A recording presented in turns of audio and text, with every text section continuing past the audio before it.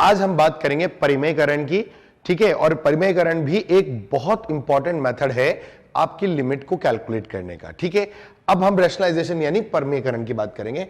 तो हमारा जो सेकंड मेथड आज हम पढ़ने वाले हैं वो है परिमेयकरण। परिमेयकरण को हम इंग्लिश में बोलते हैं क्या? रैशनलाइजेशन।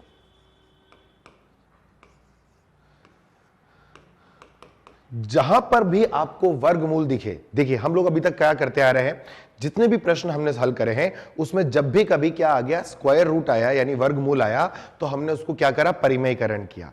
क्योंकि हमारा प्रश्न के अंदर ये कॉन्सेप्ट है, मैथ्स के अंदर ही हम लोग ये समझते हैं कि जब भी वर्गमूल आता है या सर्ड्स आते हैं, हम उनको प्रश्न से हटा के ही उनका हल निकालते हैं। तो जो परिमेयकरण है वो भी एक सीमा का एक बहुत ही इंपॉर्टेंट मेथड है। अब रैशनलाइजेशन आपको आता है किसी भी का, जब भी आपको कभी कोई वर्गमूल दिया जाता है जो अंश बटे हर वाले रूप में हो, तो आप उसका परिमेयकरण कर सकते हैं, ठीक है। हम जो बात करेंगे परिमेयकरण की वो यहां पर कैसे लगता है, और साथ ही साथ हमें डबल रैशनलाइजेशन यानी 2 बार परिमेयकरण भी करना होता है कुछ सवालों के लिए। तो उन सवालों की जो टाइप है वो हम यहां पर आज डिस्कस करने वाले हैं, ठीक है। तो सबसे पहले हम बात करें कि रैशनलाइजेशन का जो वर्क है वो कैसे काम करेगा, तो हम एक क्वेश्चन लेते हैं। बहुत सिंपल सा सवाल लेता हूं मैंने आपको कहा कि लिमिट एक्सटेंडिंग टू 0 है और x की बटे में, और यहां पर दे रखा है मैंने √5 - x और -√5 + x, ठीक है। इस तरह का एक सवाल मैंने आपको दिया लिमिट एक्सटेंडिंग टू 0 करके, ठीक है। अब जरा पहला काम जो आप सीमा निकालते वक्त अभी तक करते आए हैं वो क्या था कि जब x का मान आप 0 की ओर अग्रसित कराएं तो ये जो आपका व्यंजक है वो किसी ना किसी एक निर्धारणीय रूप में हो, जो 7 अनिर्धारणीय रूप हमने पढ़े थे उनमें से किसी एक में ये परिवर्तित हो। तो जब आप 0 डालते हैं बेटा तो यहां पर ये 0 बनेगा, और देखिए नीचे जब आप डालेंगे तो यहां पर √5 आएगा, यहां पर भी √5 आएगा, तो √5 - √5 का मान 0/0, यानी अपना जो फॉर्म है वो किस में जा रहा है, 0/0 में जा रहा है। अब जब ये फॉर्म आपका 0/0 में जा रहा है तो हल करने के लिए हम क्या करेंगे, हम इसका परिमेयकरण करेंगे, क्योंकि नीचे क्या है बेटा, रूट है। अब ये सिंगल रैशनलाइजेशन है, क्यों? क्योंकि सिर्फ नीचे रूट है, इसी को हमें बचाना है। कैसे बचाएंगे बेटा, तो हम अपने स्टेप पे लिखेंगे क्या कि लिमिट एक्सटेंडिंग टू 0, यहां आ जाएगा x अपॉन, ये आ गया आपका √5 - x माइनस √5 + x। और हम परिमेयकरण करते वक्त क्या करते हैं, जो यहां माइनस वाला है इसी का प्लस वाला फॉर्मेट दोनों तरफ ऊपर और नीचे गुणा कर देते हैं। तो √5 + x और √5 - x कोई फर्क नहीं पड़ता, और यहां पे ले लो √5 - x प्लस √5 + x, ठीक है। आपने रैशनलाइजेशन करा। अब इससे फायदा क्या होगा, जब आप इसे हल करेंगे तो ये बनेगा limit extending to 0 x into, ये ब्रैकेट में ले लेते हैं अपन √5 - x प्लस √5 + x, ठीक है ना। ये तो ये अपना ऊपर वाला हो गया। नीचे देखिए ये a - b और a + b के रूप में चला गया। अब अगर a - b into a + b है तो हम उसे बोलते हैं a² - b²। अब a² - b² करने का मतलब ये आ गया आपका 5 - x माइनस, और ये आ गया 5 + x, ठीक है जी। अब जरा देखें ध्यान से क्या होगा, इसको आगे अगर अपने स्टेप पे चले अपन तो अपना बनेगा लिमिट एक्सटेंडिंग टू 0, ठीक है ना। यहां x है, यहां पर आपका √5 - x प्लस √5 + x आ गया बटे में।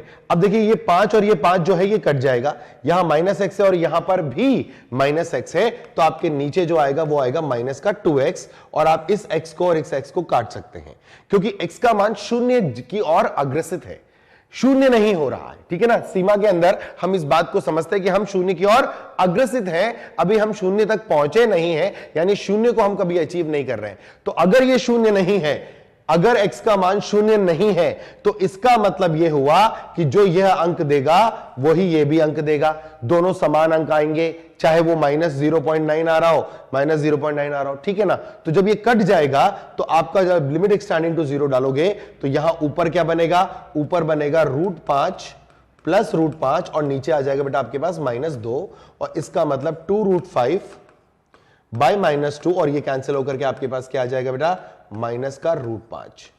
तो आपका जो परिमेयकरण है वो सिंपल सा लॉजिक कहता है कि अगर आपको कहीं भी स्क्वायर रूट यानी वर्गमूल दिख रहा है तो आपको क्या करना है, उनका परिमेयकरण करना है। परिमेयकरण करके क्या करें, उसके रूट को हटाएं, और रूट को हटाने के बाद वो प्रश्न आपके किसी भी, जो आपने इससे पहले जितने भी मेथड्स पढ़े हैं उनमें से किसी एक फॉर्म में वो चला जाएगा और उसे आप आसानी से हल कर सकते हैं।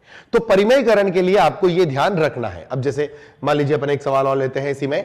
मान लीजिए मैंने क्वेश्चन लिया कि लिमिट एक्स टेंडिंग टू अनंत, ठीक है ना, और मैंने दे दिया under root of x square plus x और माइनस का एक्स ले लिया, ठीक है। अपन ने ये ले लिया एक्स स्क्वायर, या इसको ऐसे लिख लेते हैं हम,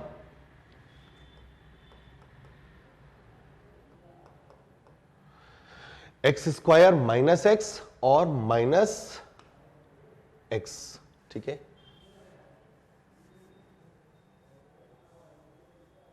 माइनस एक्स, ये आपका सवाल आ गया। अब देखिए एक्स का मान है अनंत, ठीक है। अगर आप अनंत डालेंगे तो अनंत का स्क्वायर होगा, ठीक है ना। अनंत का स्क्वायर मुझे पता नहीं क्या होगा, लेकिन होगा कोई बहुत बड़ा अंक। माइनस अनंत, तो अनंत स्क्वायर माइनस अनंत यानी अपने आप में अनंत ही होगा, और अनंत माइनस अनंत यानी ये जो रूप है आपका वो इनफाइनाइट माइनस इनफाइनाइट के फॉर्म में जा रहा है, ठीक है।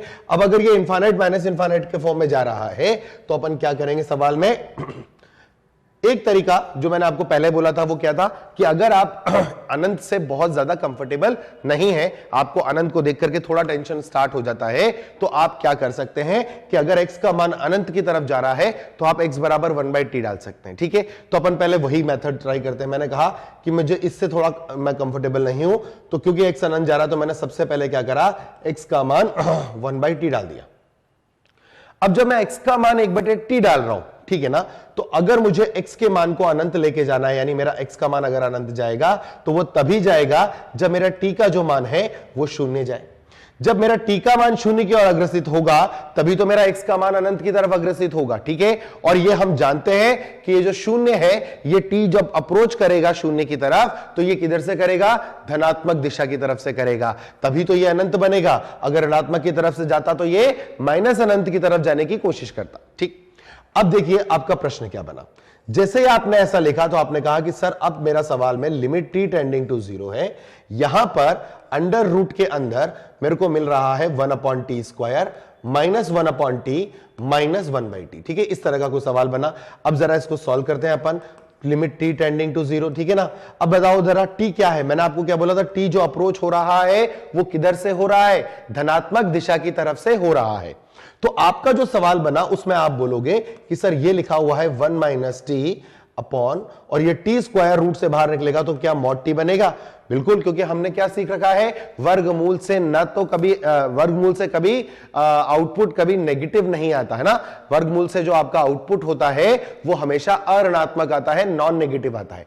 अब मेरे को t के बारे में क्या बात करनी थी, मैंने मॉड t लगा लिया। हालांकि मेरा जो t है वो धनात्मक दिशा से किधर की तरफ आ रहा है, शून्य की तरफ आ रहा है। इसका मतलब ये है तो t ही, -1/t यहां लिख लिया बेटा अपन ने। तो अपना सवाल जो बना वो बन गया लिमिट t टेंडिंग टू 0, और यहां आ गया अंडर रूट ऑफ 1 - t बटे में t माइनस 1/t।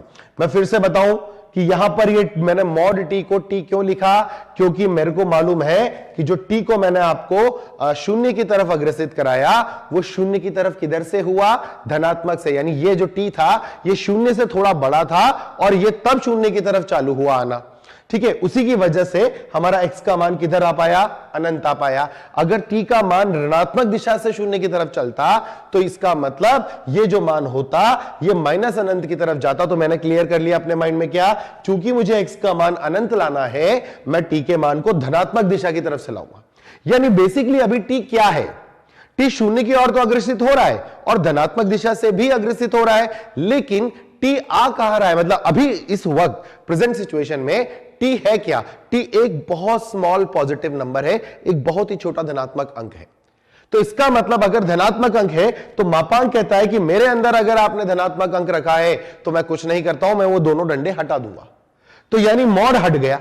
अब आपका ये सवाल जो बना वो क्या बन गया बेटा, आपने बोला है कि सर ये limit t tending to limit t tending to 0 है, और ऊपर जो प्रश्न बन रहा है वो है under root of 1 minus t, और यहां पर आ गया -1 अपॉन टी। अब देखिए t शून्य डालेंगे, t का मान अगर शून्य की तरफ जाएगा तो ये मान 1 बनेगा, ये मान भी 1 बनेगा, और ये क्या बनेगा शून्य। तो ये क्या शून्य बटे शून्य के रूप में चला गया, बिल्कुल चला गया। तो आप यहां रैशनलाइजेशन करेंगे, पसंद करेंगे।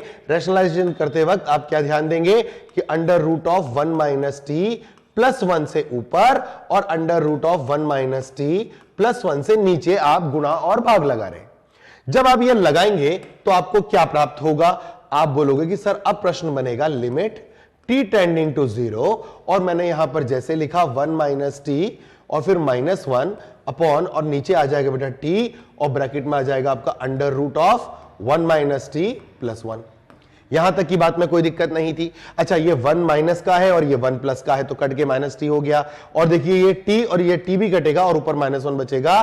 तो जो मेरा प्रश्न बनेगा वो बनेगा लिमिट t टेंडिंग टू 0, और यहां आ जाएगा आपका -1 बटे में, और नीचे आ जाएगा under root of 1 minus t plus 1। अब आप t का मान शून्य डालेंगे, जब शून्य डालेंगे तो ये माइनस, ये तो शून्य हो जाएगा, ये वाला पार्ट जब शून्य की ओर अग्रसित होगा तो ये किधर जाएगा, √1 का मतलब 1 प्लस 1 2, तो आपका आंसर कितना आ गया बेटा, माइनस का 1/2 आ गया। ये बहुत सिंपल तरीका है। कब, जब आप x के मान को अनंत जब ले रहे हैं और आप अनंत के मान से बहुत ज्यादा कंफर्टेबल नहीं है, हालांकि हमें उससे कंफर्टेबल होना चाहिए और हम होंगे भी। सही, ठीक कैसे, अगर इस सवाल को मैं दोबारा सॉल्व करूं बेटा, और वैसे ही इस सवाल को सॉल्व करते वक्त मैं अब दोबारा उसको नहीं करूंगा अनंत के फॉर्म में, टी के फॉर्म में, मैं डायरेक्ट अनंत की फॉर्म में लिखूंगा। तो मान लीजिए मेरा सवाल था लिमिट एक्स टेंडिंग टू, वही एग्जांपल मैंने दोबारा ले रखा है, x स्क्वायर माइनस x, ठीक है। मैंने कहा कि सर मुझे x टेंडिंग टू अनंत से ज्यादा दिक्कत नहीं है, मुझे मालूम है कि जब भी x अनंत आएगा तो मुझे लॉ ऑफ लव लगाना है, यानी मैं अधिकतम घात को बाहर खींचने की कोशिश करने वाला हूं, ठीक है।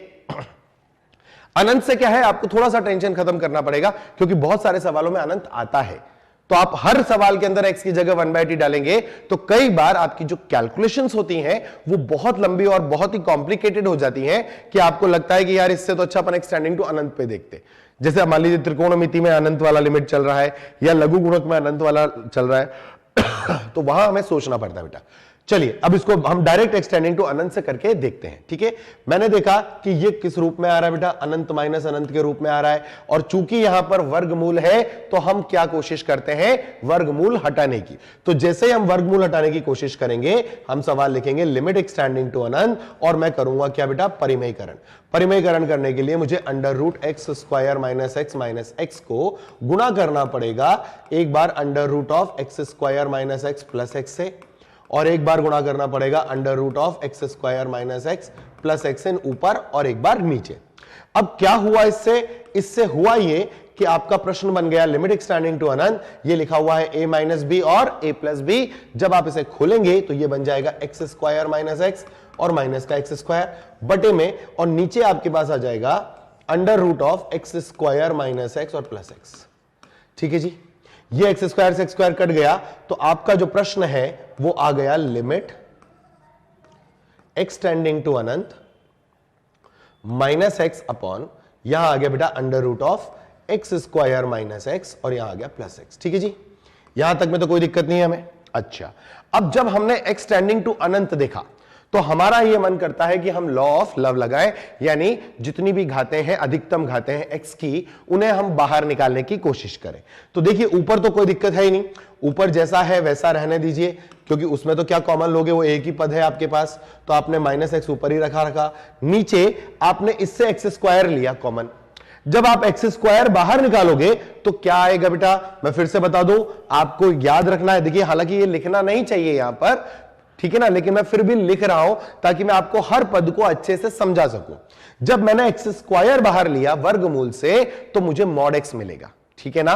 और यहां अंदर के मतलब और क्या बचेगा, यहां बचेगा अंडर रूट ऑफ, और एक्स स्क्वायर कॉमन लेने की वजह से 1 minus x upon x square यहां आ जाएगा और प्लस एक्स ये आ जाएगा, ठीक है। ये इस तरह का सवाल बना। अब चूंकि एक्स कहां जा रहा है, धनात्मक अनंत की तरफ अग्रसित है। तो इसका मतलब जो x है वो एक धनात्मक अंक होगा जो कहां जा रहा है, अनंत की ओर अग्रसित हो रहा है। इसका मतलब मॉड x का जो मान है वो x ही होगा। तो आपका जो सवाल बना वो लिमिट एक्सटेंडिंग टू अनंत, और ये -x ऊपर है, आपने इसको x ही माना है। तो जब आप x कॉमन लोगे तो यहां आएगा √1 - 1/x और +1। यहां तक की बात में कोई दिक्कत है क्या? क्योंकि मॉड x क्या बन गया बेटा, x बन गया। और क्यों बन गया मॉड x? क्योंकि आपका जो x का मान है वो अनंत की ओर अग्रसित है, तो जो मॉड x है वो आपका क्या बनेगा बेटा, वो x ही बनेगा। ये बात तो क्लियर हो गई।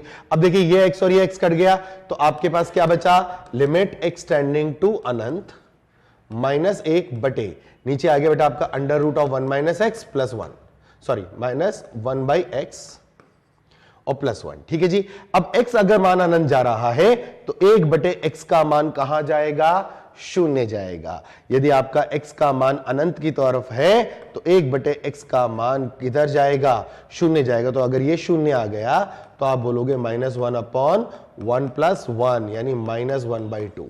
तो आप चाहें तो आप इसको x बराबर 1/t से भी कर सकते हैं। वहां पर क्या है कि हमें लिमिट दिख जाती है t टेंडिंग टू 0, जो हमको बहुत अच्छी लगती है। ठीक है, हमको बहुत अच्छा लगता है कि t टेंडिंग टू 0 है तो चलो कोई दिक्कत नहीं। लेकिन मैं ये जरूर कहूंगा कि अगर x अनंत भी है तो भी टेंशन नहीं है। आपको 2-3 चीजें जो हम लोगों ने इनफाइनाइट लिमिट में सीखी थी, वो 2-3 चीजें अगर आपको याद है तो आपके लिए अनंत की लिमिट को सॉल्व करना कोई ज्यादा मुश्किल काम नहीं होता। और ये पूरा जो मेथड है ये हम किसकी मदद से कर रहे हैं बेटा, परिमेयकरण की मदद से ही हल कर रहे हैं। ठीक है, एक और सवाल करते हैं फिर हम। ऐसा ही एक सवाल और लेते हैं बेटा अपन ने कहा एक और क्वेश्चन है अपना कि मान लीजिए लिमिट एक्सटेंडिंग टू माइनस अनंत है आपकी बात। ठीक है, और सवाल दे दिया मैंने √(x² - x और -x। यही सवाल, सेम सवाल, लेकिन अब की बार मैं x के मान को कहां लेके जा रहा हूं बेटा, माइनस अनंत की तरफ। ठीक है, अब बच्चा इसे शुरू करता है और सॉल्व करने के लिए सबसे पहले आप क्या करेंगे, मान लीजिए जैसे मैंने आपको पहले भी बोला था क्या कि अगर आपको कोई प्रश्न को हल करना है तो आप उसी वक्त मेरा वीडियो पॉज कर लें, वहां से फिर आप उस क्वेश्चन को पहले हल करें और बाद में देखें कि मैंने क्या किया है। ठीक है, आप अपना जो आंसर आया है और मेरा जो आंसर आएगा उसे मैच करा के देख सकते हैं, तो आपका स्पॉन्टेनियस प्रैक्टिस भी हो जाएगी। उसी वक्त आप प्रैक्टिस भी कर रहे हैं और आपको कॉन्सेप्ट भी समझ में आएगा कि अच्छा मैंने ये गलती करी थी। ठीक है, अब इस सवाल में बच्चा क्या करता है कि अच्छा सर आपने परिमेयकरण की बात करी थी तो चलिए परिमेयकरण कर देते हैं। तो आप बोलते हैं sir limit extending to minus अनंत, ठीक है ना, परिमेयकरण कर देते हैं, ध्यान से समझना। तो आप बोलोगे कि सर ये रहा x² - x और -x², ये ऐसा बन जाएगा और ये नीचे जो है वो आपके पास √(x² - x और +x आ जाएगा। फिर आप बोलोगे कि सर कोई बात नहीं, अब तो हम समझ ही गए हैं इसको क्या करना है, माइनस अनंत निकालोगे, ये x² और x² कट जाएगा, यहां ऊपर -x आ जाएगा और यहां नीचे हम जब x² से बाहर निकालेंगे तो आपने mod x बोला था तो हम भी mod x बोल रहे हैं और ये आ गया 1 - 1/x और +x। बोलो यहां तक भी कोई दिक्कत, सॉरी ये ऐसा है, ऐसा आ गया। ठीक है, इसको अपन एडजस्ट कर देते दोबारा, ये ऐसा कुछ करके ऐसे आ गया। ठीक है, अब आपने बोला चूंकि x का मान माइनस अनंत की तरफ जा रहा है, सर x का मान कहां जा रहा है, माइनस अनंत की तरफ जा रहा है, तो क्या होगा, लिमिट एक्सटेंडिंग टू माइनस अनंत पे आपका ये -x रहेगा और ये वाला -x बन जाएगा और √(1 - 1/x और +x आ जाएगा। ठीक है, फिर आपने इसको हल किया तो ये आपका बनेगा -x और यहां से अगर मैं -x कॉमन ले लूं बेटा तो -x बाहर आ जाएगा। लिमिट चल रही है अपनी कितनी, एक्सटेंडिंग टू माइनस अनंत, और यहां पर क्या आएगा √(1 - 1/x और -1। ठीक बात है, क्योंकि आपने -x कॉमन लिया। अब आप बोलोगे सर ये और ये दोनों तो कट गए, तो आपका सवाल बन गया लिमिट एक्सटेंडिंग टू माइनस अनंत और ये बन गया 1/√(1 - x और -1। अब जैसे आपने x का मान माइनस अनंत की तरफ अग्रसित किया, 1/x से बिठाया है ना, ठीक है, तो ये वाला जो आपका अवयव है ये क्या बनेगा, अनंत की तरफ जाएगा, मतलब 0 की तरफ जाएगा, तो ये √1 बनेगा और 1 - 1 0, यानी ये क्या हो रहा है, अनंत हो रहा है। तो आप बोलोगे सर ये डज नॉट एग्जिस्ट है। मैं बोलूंगा आपने ये सब किया ही क्यों, आपने ये सब किया ही क्यों? आपको जो पहला काम दिया गया था उसमें हमेशा क्या करना होता है, आपको यह देखना होता है कि जो सीमा आपको दी गई है उस सीमा पर आपका जो प्रश्न है वह किस रूप में जा रहा है। अब वो जिस रूप में जा रहा होगा, अगर वो रूप अनिर्धारणीय रूप है तो हम सारे मेथड्स और हमारी स्टैंडर्ड लिमिट्स का इस्तेमाल करते हैं उसका निर्धारण के लिए, न कि अनिर्धारणीय रूप में प्रश्न गया ही नहीं और हमने पूरा दिमाग लगा लिया फाइनल आंसर। देखिए कैसे, आपने माइनस अनंत डाला तो माइनस अनंत का स्क्वायर निश्चित तौर पर बड़ा अंक आएगा धनात्मक में, और माइनस माइनस प्लस अनंत होने की वजह से यह पूरा अवयव अनंत देगा आपको, तो यह आपको अनंत की ओर अग्रसित होता हुआ दिख गया। अच्छा, यहां आप डाल क्या रहे हैं, माइनस अनंत, तो माइनस माइनस अपने आप क्या बनेगा, तो यह बन गया आपका अनंत प्लस अनंत का रूप। और आपको अभी तक मुझे तो नहीं लगता कि मैंने कभी आपको बुलाया, आपने कभी पढ़ा होगा कि अनंत प्लस अनंत एक अनिर्धारणीय रूप है। अनंत प्लस अनंत इज नॉट इंडिटर्मिनेंट फॉर्म, वो कोई अनिर्धारणीय रूप नहीं है। तो आप सीधे सीधे बोल सकते हैं कि सर इसका निर्धारण तो वैसे ही नहीं हो सकता, यानी इसकी लिमिट तो आप कैलकुलेट ही नहीं कर सकते। क्यों? क्योंकि ये किसी अनिर्धारणीय रूप में जा ही नहीं रहा। इस व्यंजक का मान एक्सटेंडिंग टू माइनस अनंत पर तो डायरेक्ट अनंत की ओर ही अग्रसित होगा। अब आप बोल रहे हो कि सर ये तो आपने यहां पर हमने निकाल ही लिया, तो वो तो लिमिट के मेथड ने आपको ऑटोमेटिकली निकाल के दिया, पर आप सोचिए कि आप तो पहले स्टेप पे ही इसका आंसर जानते थे, आपने ये जो सारे काम किए ये तो आवश्यक थे ही नहीं। यानी आपका टाइम सेव हो जाता अगर आप सीधे सीधे क्या करते, हर बार जब प्रश्न को हल करते हैं तो हम ये देखते हैं कि जो सीमा हमें दी गई है उस सीमा पर जो व्यंजक हमें दिए गए हैं वो व्यंजक किसी अनिर्धारणीय रूप में जा रहे हैं या नहीं जा रहे हैं। अगर वो जा रहे हैं तो हम उसका निर्धारण करने हेतु ये जो मेथड्स हमने सीखे हैं, जो स्टैंडर्ड लिमिट्स हमने पढ़ी है, उनका इस्तेमाल करेंगे, अन्यथा हमको आवश्यकता है ही नहीं। बोलो हाँ या ना? तो ये हमेशा आप ध्यान रखेंगे, ठीक है।